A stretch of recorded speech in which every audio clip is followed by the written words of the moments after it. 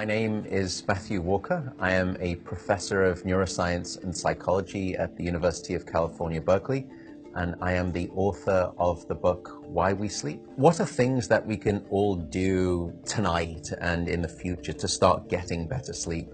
Well, beyond carving out a non-negotiable 8-hour sleep opportunity, there are probably at least 5 things that we can do.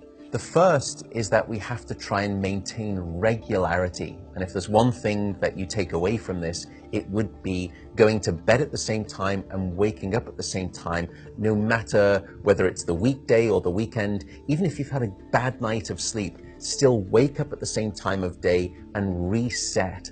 The second thing is that we are a dark-deprived society in this modern era, and we need darkness in the evening to allow the release of a hormone called melatonin.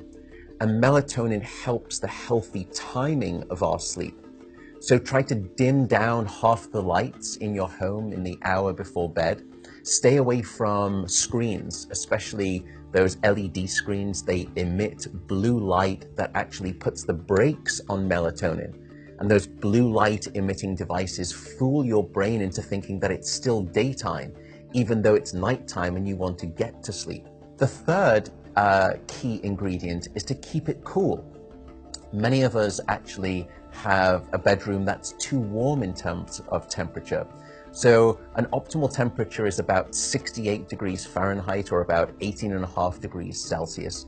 And the reason is that your brain and your body need to drop their core temperature by about 2 to 3 degrees Fahrenheit to initiate good sleep. And that's the reason that you will always find it easier to fall asleep in a room that's too cold than too hot. So having a cool room actually takes your brain and body in the right temperature direction to get good sleep. The fourth critical factor is actually avoiding alcohol and caffeine. Unfortunately, this makes me deeply unpopular, but alcohol is perhaps the most misunderstood drug when it comes to sleep. People think that it helps them fall asleep. That's not actually true. Alcohol is a class of drugs that we call the sedatives. And what you're doing is just knocking your brain out. You're not putting it into natural sleep. We also know that alcohol will fragment your sleep, so you'll wake up many more times throughout the night. And alcohol is also a very potent chemical for blocking your dream sleep or your rapid eye movement sleep. Caffeine is also a problem. Many of us know that caffeine can keep us awake. It's an alerting chemical. It's a stimulant in terms of a class of drugs. But few people know that even if you can have a cup of coffee after dinner and you fall asleep fine and maybe you stay asleep, the depth of the deep sleep that you have when there is caffeine within your brain isn't as deep as when you have abstained from that cup of coffee after dinner.